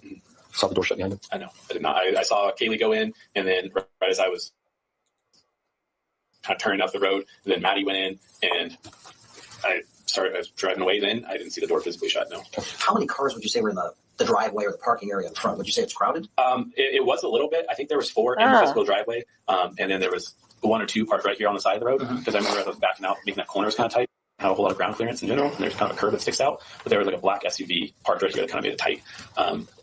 And were the lights on in the apartments? I don't remember the whole thing lit up, but there was lights on inside, yeah. Especially like that main door, because like when they opened the door, the light. So that black SUV, when he dropped them off at 1:56-ish, was in the driveway. Did you guys get that from him? Did you all understand what he just said? Yeah, he's got amazing detail and memory. This was only a couple days after, folks. So he said, how many cars would you say were in the driveway? Would you say it's crowded? It was a little bit. I think there was 4 in the physical driveway, and then there was 1 or 2 parked right here on the side of the road, because I remember as I was backing out, making that corner was kind of tight. Had a whole lot of ground clearance in general, and there's kind of a curb that sticks out. But there was like a black SUV parked right here that kind of made it tight. And were the lights on in the apartments? I don't remember the whole thing lit up, but there was lights on inside, yeah. Especially like that main door, because like when they opened the door, the light was on right there. I think there was a couple others inside. How many cars did you estimate were parked there? I think there was 4 in the physical driveway itself. I think there's 3, and then the 4th double parked right on the far side. And that was a black SUV. Double I think park. it was a black SUV, yes. So it didn't look like there was a party going on in the place, but there were lights on. Correct. Do you remember if there were lights on downstairs or the upper floors?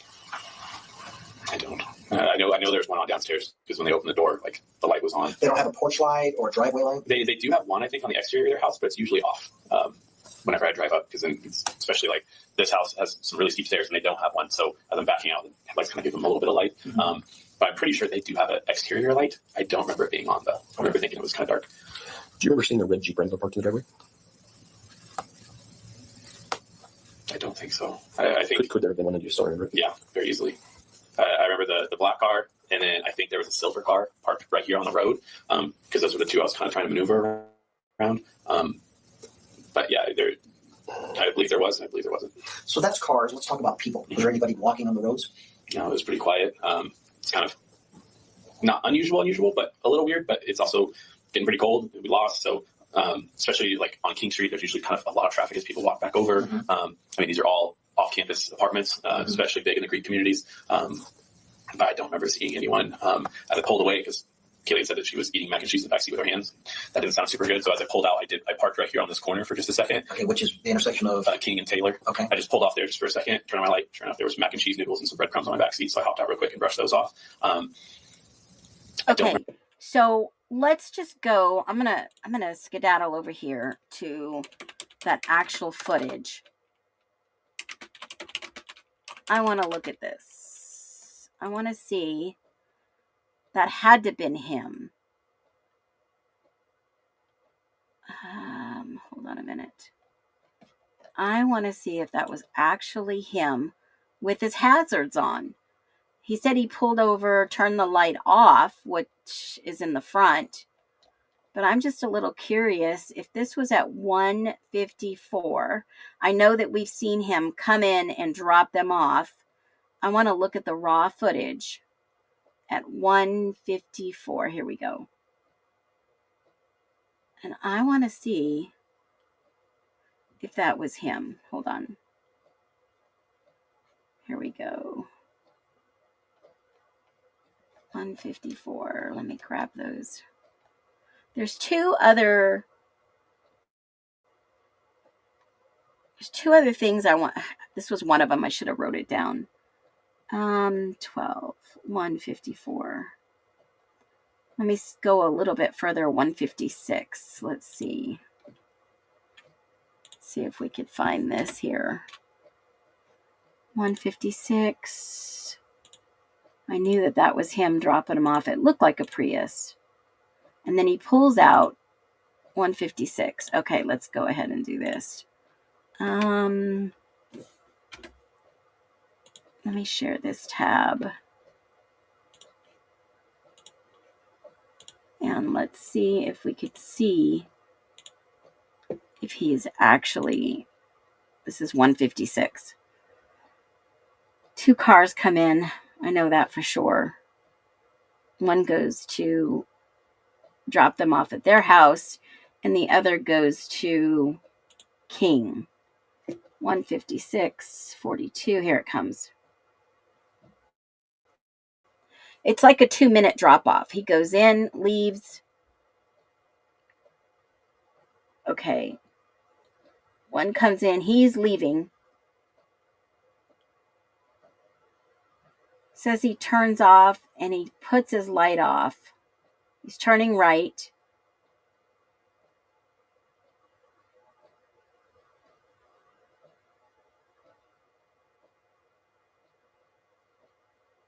And he says he stops over off at Taylor, but there's no way to see it. So he did leave at 157-ish. Caleb, that one was for you.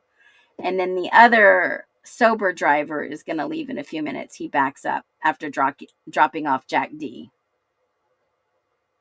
I wonder if this sober driver saw Gower pulled over cleaning off the back seat. The crumbs. I mean, how late do you think that Gower worked? Let's find out. Let's listen to the rest of his statement. I'm curious. I'm curious to see what he says. I remember seeing anyone walking in this area. There might have been someone along in here crossing or getting ready to cross to the whites in one of these houses.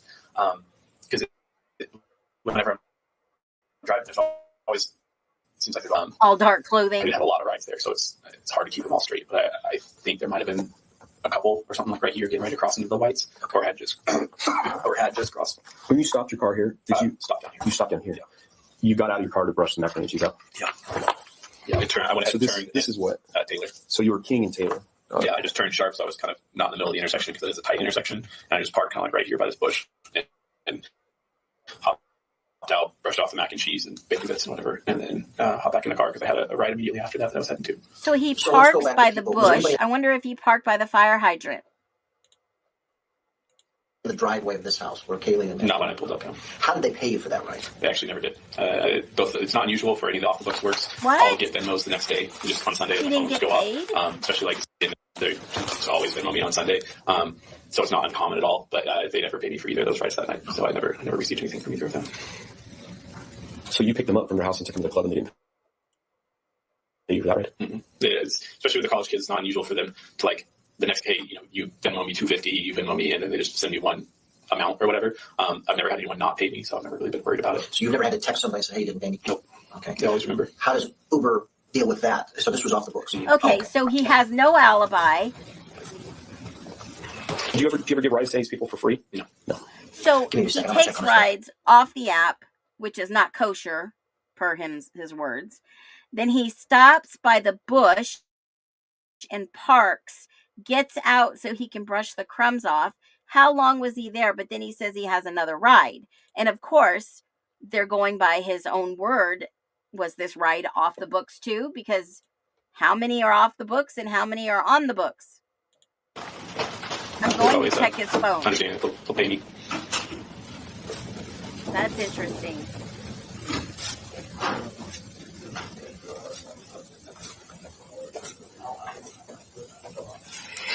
This interview is almost done. Have you ever had an occasion to go into this house? No. Oh, wait a minute. I just missed it. So this was off the books. Oh, okay. Yep. Do you ever give rides to these people for free? No. Give me a second. I'm going to check on his phone. There's always understanding they'll pay me.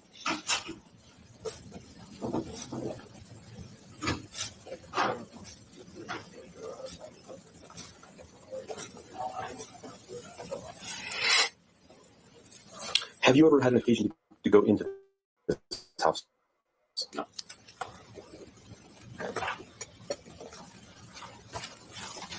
Have you ever gone into any of the houses of people that you pick up? No. Not through the university? Not through the what? He said no. I have been in a couple of these houses, but through the rides and everything, no, I've never gone into anyone's house. Closest I came is that this house was bringing in someone that was pretty drunk one night, and she dropped her phone. It was my regulars, and so I followed her up with the phone and gave her the phone as they went inside. Okay.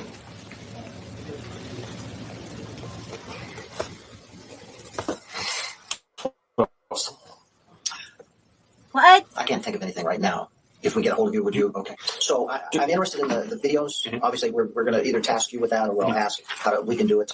But we're interested in that video because obviously there's that. Yep. Did you stop and talk to anybody else other than your passengers in your car? So did you pull up to get something to eat somewhere and talk to somebody? Did you pull into Starbucks to get something to drink? Not after that. I stopped by some of the gas stations sometimes to get energy drinks and stuff like that. But at that point in the night, I was pretty much trying to kind of ease off the caffeine so I could actually go to sleep. I couldn't tell you when the last time I stopped was. Okay, I got to stop that because you know what? You guys just remembered, you helped me recall Adam Scott. It could be the Adam that was dropping Dylan off. Maori report 68, sequence 26. I've got the MPD report here. Now, Susan, are you saying that in that report 68, sequence 26? What? Oh my gosh. Yeah.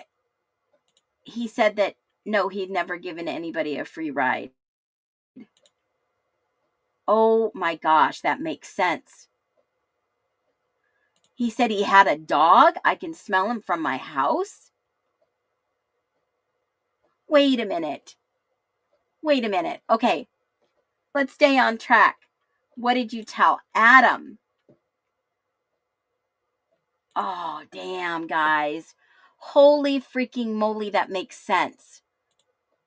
Let me see if I can pull up this, which one was it, 68? Susan, that makes so much sense.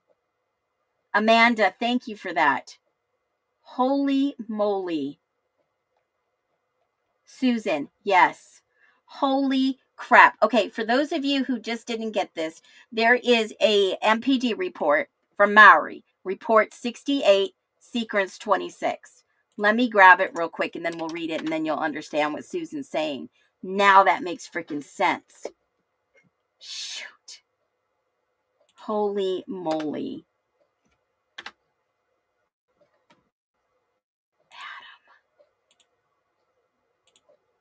That's why the police didn't ask Adam Lauda, what did Maddie say? They had to have known it was Adam Scott. Holy freaking moly. Hold on. Oh man, I wish you would have. I wish you would have told me that before my live. I could have pulled this up. Let me just take a look at this. Was he... Hold on a minute. Hold the chat real quick. Hold the chat real quick. I want to see what Susan said.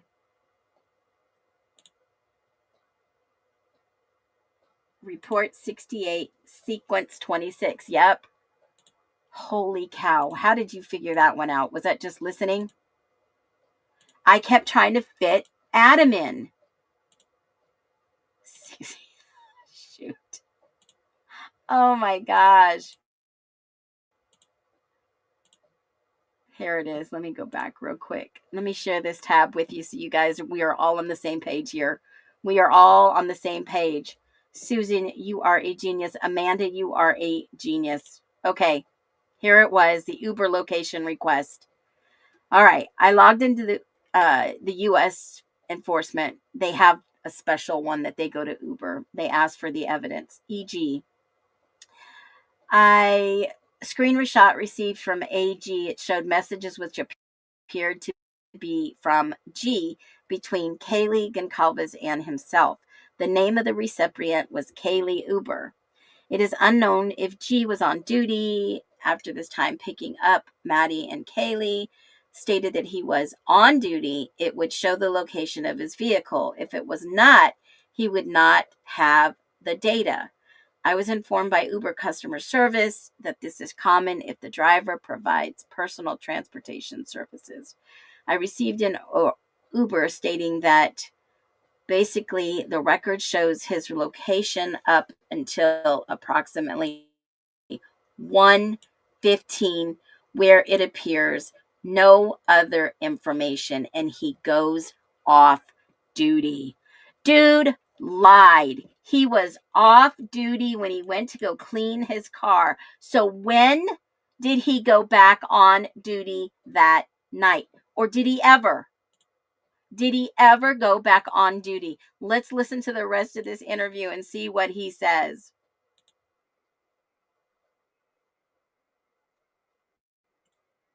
Oh my gosh. I just got the creepy vibes. Hold on, let me grab the interview. He is like umming it all the way, guys. Because obviously there's that. Yeah. Did you stop and talk to anybody else other than your passengers in your car? So did you pull up to get something to eat somewhere and talk to somebody? Did you pull into Starbucks to get something to drink? Not after that. I stopped by some of the gas stations sometimes to get energy drinks and stuff like that. But at that point in the night, I was pretty much trying to kind of ease off the caffeine so I could actually go to sleep. I couldn't tell you when the last time I stopped was. It was probably at the stinker station next to Tri-State on Moscow Pullman Highway. I go there pretty frequently. Sometimes I go to A&W, but I don't think I went there at all that night. When do you eat? I usually eat dinner around kind of a normal time, take a break, whatever. Sorry. No, you're good. He did. He said he finished at 3:30 to 4 in the beginning of this interview. Adam used to be in the Marine Corps. Yep. Were Kaylee and Maddie, when you gave them, let me ask you this, the third girl with them, do you know who that was? I think it was Jenna, Maybe it allegedly. seems familiar with the house, Yeah. but I couldn't tell you what she looks like or if she was in the car. Okay, so you know what you'd given her right before. Did you ask, did it come up why she wasn't with them when you picked them up at the grub truck? No, it's I pick them up at the bars and I realize that someone's missing. Sometimes I'll ask them like, hey, where's your third or your fourth? But I pick them up somewhere else. I just figure they're part of the company. They're with friends or whatever. So no, I didn't ask her. I was just asking about the third girl. Oh. Didn't ask. Was it the state of inebriation that you observed them in at the end of the night? Was that pretty typical for Kaylee and Maddie? I'd say it was typical in general. It wasn't like excessive, like that's what drugs people ever had, or anything like that. Just watching the video from Grub Truck. I mean, it doesn't matter how drunk they Yeah, were. so I don't To me, think I didn't have any thoughts of like, dang, they were hammered or Any anything like that. So thoughts? I don't think that was untypical for them. But as far as like that house, I think, is pretty normal. If anything, they're usually more kind of on the sober side. I can't remember. There's been some that stumbled every once in a while, but for the most part, they got pretty well together. Because especially like in the winter and stuff like that, that house, that driveway gets super slick, and I've never had anyone take a spill or anything. When did he go back on the clock? So I'm going to write down here, their state of inebriation was pretty normal or standard. Yeah. Is that fair? Yeah. He's talking Pretty about standard. snow and driveways. So, do you know what these girls, we're talking about Kaylee and the other girl, do you know what they're studying in school? Do you just talk about school at all? Sometimes, if I ask someone about school, especially if someone don't have all the time, I'll usually ask them, how much time do you have left, stuff like that. If they're getting close to graduation, we have planned afterwards. I couldn't have told you what they were studying. Even the university even put out, and I think one of them used to be in the College of Ed, but that didn't ring a bell. But like as far as, oh yeah, I didn't know that or anything. He keeps up with all the students. So at least I didn't know enough that it stuck. I'm sure they probably told me at some point, because It's not one of the conversations you have with the students. It is usually talk about school, talk about how your test done, how's the week been, excited for break, stuff like that. But as far as like content area, I'll ask it, but it doesn't really stick a whole lot. Right. And so I'm going to couch this with, would you describe this evening we're talking about LA into the morning as most of you were off the books? No, most of them were on the books. I did have a few off, so the one I was going to, as soon as I dropped them off, I I was off the books as well. Okay. And then after I dropped him off, he went to a pickup at King 1119 at 306. I came home, and then I was home till I got that 3 o'clock ride. Went and gave that, and then I came home right after that. And that was my last. So a percentage of that he day didn't have any known whereabouts from 1:15 to 3:06. Now, I'm not saying he's a killer. I'm just saying that's a little odd that he was the last person to see them alive. He pulls over to clean off his car, goes off the record at 1:15 per the statement. They already had his phone, because this report that I just read to you was on, when did he say? On 18th November. Okay, so this report right here, I just shared with you, 68. He says that he literally went off the books at 1:15. 1:15. The record shows his location up until approximately 1:15.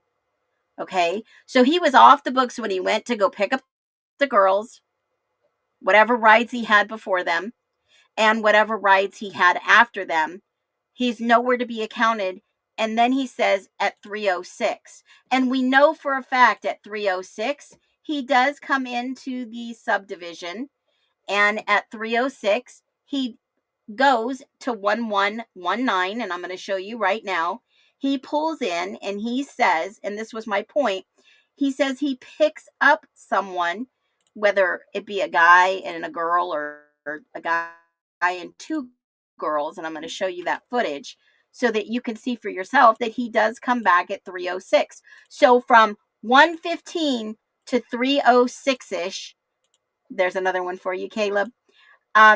He is nowhere to be found. 1:15 to 3:06. So let me just grab that footage and see at 3:06 if this footage is even accurate, that someone comes in. Yep, it's accurate. It's 3:12 actually. So let's watch this. And this is Jules True Crime. If you don't watch her True Crime reactions, go ahead and click on that. She's got a lot of this good footage that came out. And this is at 3:12. And this is Gower. Remember I said this before, it looked like a Prius? We didn't know that until this interview right now. So that is him pulling back up at 1119. And he waits for these two individuals to come out. I'm going to play it a little faster. Remember, it gets quiet. It gets really super quiet. I'm going to speed this up a little bit faster so you see them come out. Here they are. They come back out from the back.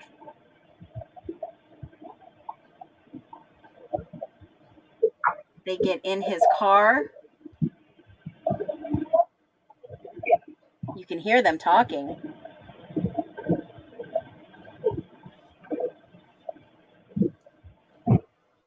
Get in the car and take off. That was his last pickup per his statement to the police. And let's try to get through this video. This is a pretty long, an hour and 41-minute video that I've sped up so that we could kind of double check to see if some of these things were true. I'm going to couch this with, would you describe this evening we're talking about late into the morning as mostly you were off the books? No, most of them were on the books. I did have a few off. So the one I was going to as soon as I dropped them off, that was off the books as well. Okay. And then after I dropped him off, I came home. And then I was home until I got that. Percentage of that day or night, what percentage was on the books and what percentage was off the books? So I guess I'm asking. Off the books, 5-10% probably. Okay. I had a couple, but for the most part, everything was through the apps. I had a couple people that texted me, or at least the one that texted me that never heard from them. And that's why I was working. I was like, yeah, that's it. But sometimes people just text me to see if I'm working to then know if they should just wait to order a ride through the apps or if there's no drivers. So like I go to Pullman, it shows there's no available until I get back. So sometimes people So you're the guy. Okay.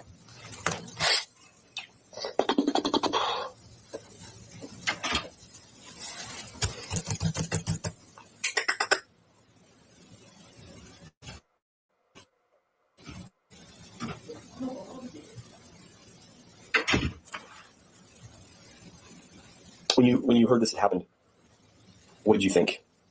I was pretty shocked, but I was like, there's no way it's a student. It's either, it's an unconscious person.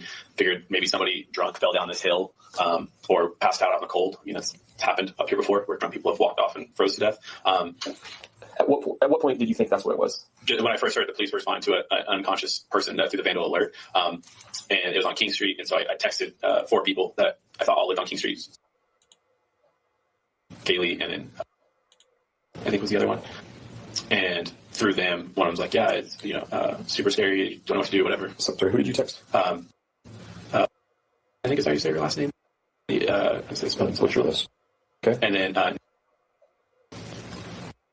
they both live right here. Yeah, and she's a friend of Kaylee's, I think. So when I texted her, I texted all of them at the same time. And then Kaylee. And who else? I think is the other person. I don't know her last name. I just know her as other. I have one that is kind of friends with everyone here. And girl. Yeah, the one time. Other baby girl. Yeah. Like, can you go pick up other? And that's how they refer to her. I don't know what her last name is. But I texted all 4 of them. Replied back that something like, yeah, like super scary, don't know what to do or something like that. And then texted back like, yeah, praying for Kaylee's house. And so that's how I figured out what house it was at. And then I never heard back from Kaylee, obviously. I never heard back.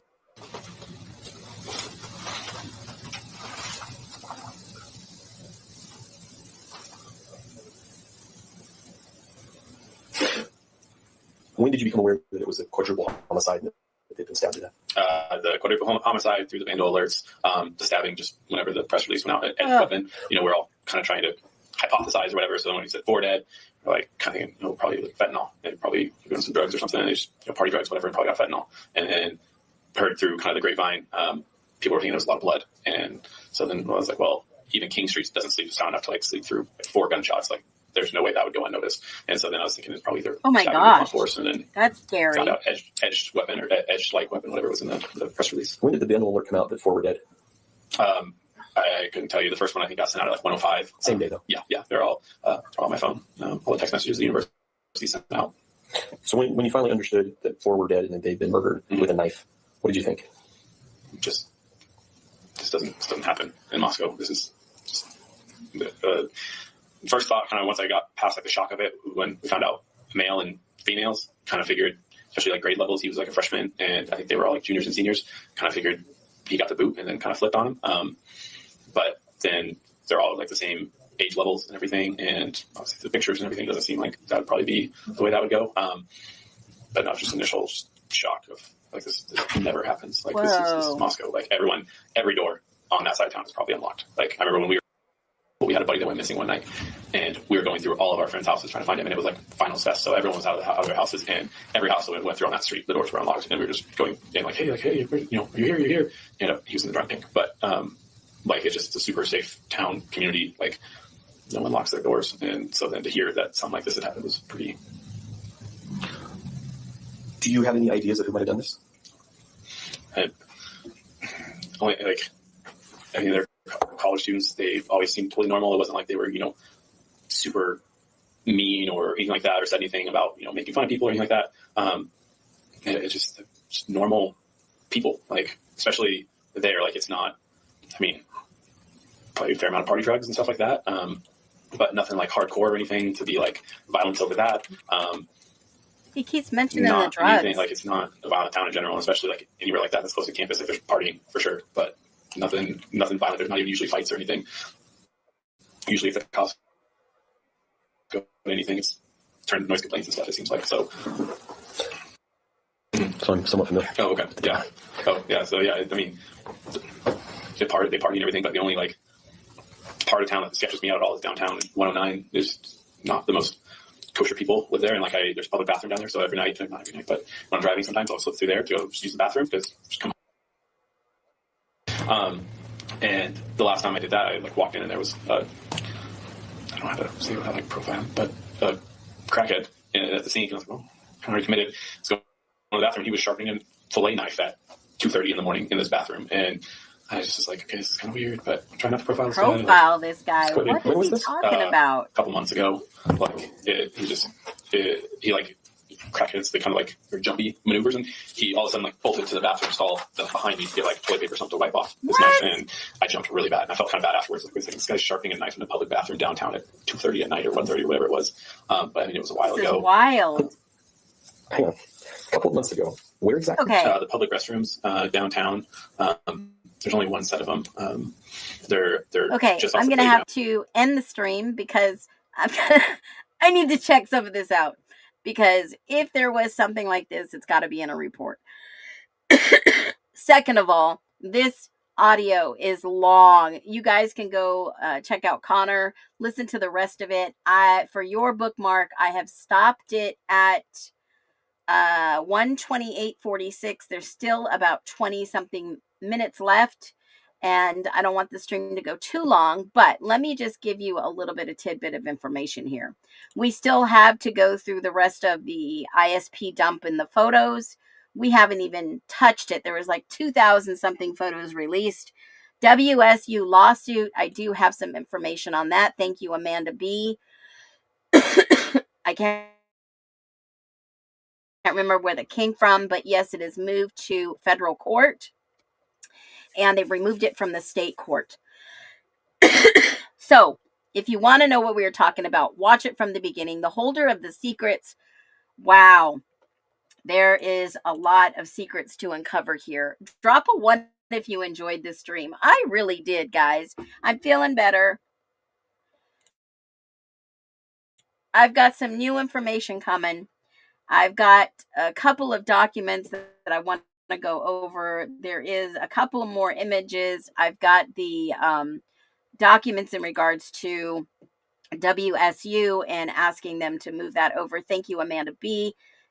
Basically just asking for them to cover this federally, move it out of the district, out of the state's hand. And it looks like it's going into federal court. So what does that mean? It means all the families now have to have a federal attorney. Costs money. It costs money to go get the bank, to get the bag. Do me a favor. It was posted by 2 people, so I'm not sure who found it. Cats and Sleuth or Dare had posted them. Okay, perfect. Thank you for that. We want to give people credit where credit is due. I've got so many things to cover. We're going to go over the Adam Scott. We're going to go over the John Gearing again. Somebody asked me a really good question about him. I've got his,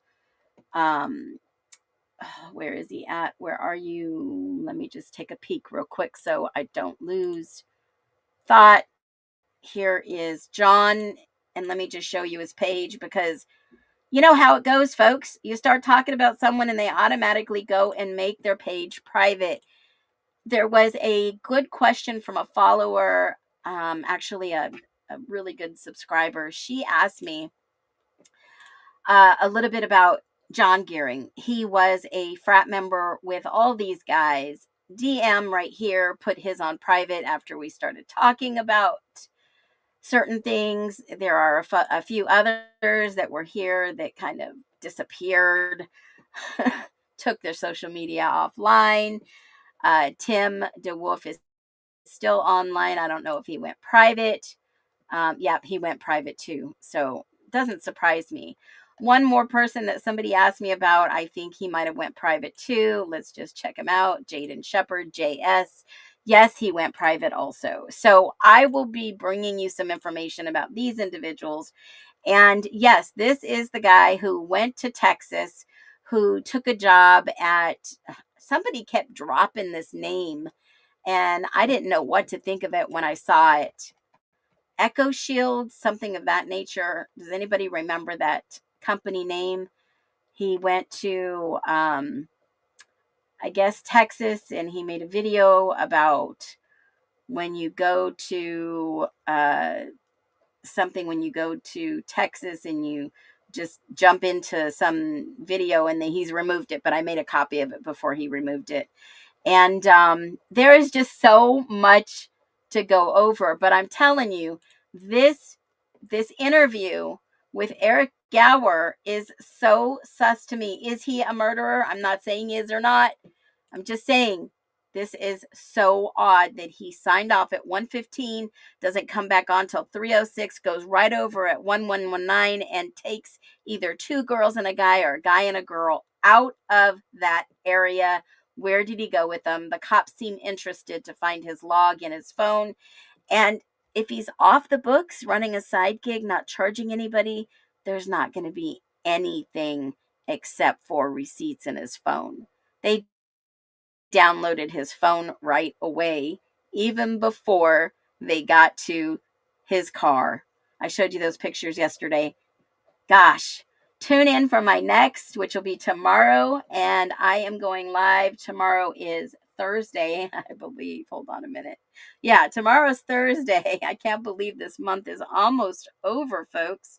You guys have made this amazing month for my mods, because the end of the month is, let me just look at my calendar. I think it falls this weekend before Monday. Saturday, I will go live Saturday for my mods, and we will do a mod appreciation end of month for them. If you want to donate, give any tips to the mods. Susan is telling me ISP 0003. I've already got every single document open, so let me grab that. Let me see what that refers to, and maybe we will leave on that note, and I will definitely share this. This was an investigation with Gooch, and we've already done some background on this. Let me just take a peek at this. This was female, individual witness 19. This was Dylan's statement. So we will definitely, this is a long statement. We went over this when they first came out. Susan, drop me a hint in what you're saying, and give my mods a lot of love. A lot of love. Where's the video of Kara saying, I hope it didn't happen because of me? That was actually in an interview, and it was also in a court document. And it was in an ISP document where they went to go interview her when she was in jail. So if you go back a little bit, it's going to be in the video category. It is almost 6 o'clock. I'm going to go watch Birdie tonight while I rest my throat. I will be back tomorrow. Look and make sure you subscribe, hit the like, and you will get a notification when I go live. Everybody, please stay warm and freaking be well.